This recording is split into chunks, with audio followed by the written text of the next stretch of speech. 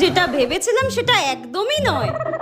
আচ্ছা, যেমনটা আমাদেরকে বলেছিল এই স্বর্গলোক, তেমনটা তো একদমই নয়। কেমন একটা বিদঘুটে প্যাচপ্যাচে গরম এইখানটাতে। ঠিকই বলেছো। আচ্ছা, তুমি কিভাবে মরেছিলে?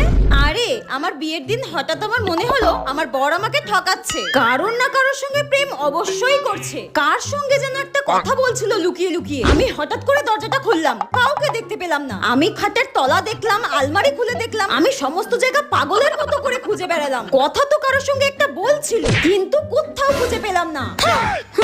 আর কাউকে খুঁজে না পেয়ে আমার এত আফসোস হচ্ছিল, এত রিগ্রেট ফিল হচ্ছিল। ওই আফসোস করেই আমি হার্ট ফেল করে মারা যাই। ধুর। আর তুমি কিভাবে মরেছো? হ্যাঁ, কাজ তুমি ওই ঘরের ফ্রিজটা একবার খুলে দেখতে, তাহলে আজকে আমি আর তুমি দুজনেই জীবিত থাকতাম। ওই ফ্রিজেই আমি জমে মারা গেছি। শালা শাকচুন্নি।